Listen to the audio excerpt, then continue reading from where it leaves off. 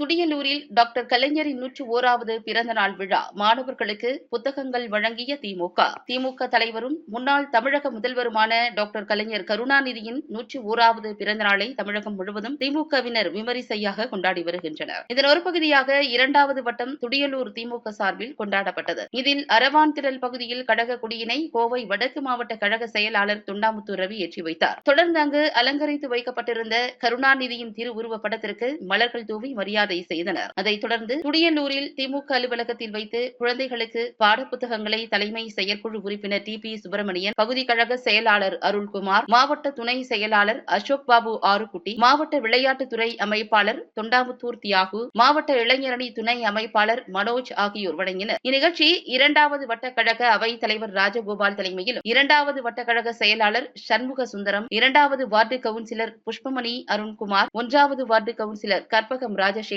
ஆகியோர் முன்னிலையிலும் நடைபெற்றது. தொடர்ந்து 300க்கும் மேற்பட்டவர்களுக்கு காலை உணவு வழங்கப்பட்டது. இவ்விழாவிற்கான ஏற்பாட்டினை 2வது வட்டக்கழக துணை செயலாளர் தமிழ்நிதி செய்திருந்தார். இந்நிகழ்வில் வட்டக்கழக செயலாளர்கள் ராஜசேகர், சுந்தரம், பகுதி நிர்வாகிகள் சோமசுந்தரம், சதீஷ்குமார், ராக்கிமுத்து, மனோன்மணி, தன்ராஜ், மாவட்ட தொழிலாளர் அணி துணை அமைப்பாளர் ராமசாமி, முன்னாள் மாவட்ட அவைத் தலைவர் வே.நா. பழனியப்பன், மாவட்ட சுற்றுச்சூழல் அணி துணை அமைப்பாளர் பிரபாகரன், மாவட்ட மகளிர் அணி துணை அமைப்பாளர் ரேவதி, மாவட்ட ஐடி விங் துணை அமைப்பாளர் சுப்பிரமணியன், துடியலூர் பகுதி ஐடி விங் பொறுப்பாளர் ராஜா, கவுண்டம்பாளையம் தொகுதி ஐடி விங் பொறுப்பாளர்கள் கவின், நந்து, வட்டக்கழக நிர்வாகிகள் ஆறுசாமி, வெற்றி செல்வன், ஜுனைதீன் பாய், அருக்காணி, ஜீவரத்தினம், போஜராஜன், ஆறுமுகம், பழனிசாமி, வாசு, ரவி, டி.ஆர்., மகளிர் அணியினர் சோபனா, கோமதி, பானுமதி, தனபாகியம், லட்சுமி, கமலவேணி, கழக நிர்வாகிகள் CDC Govindaraj, Sasikumar, TN. Palaniappan, TS. Ramasamy, Jaffer, Arjunan,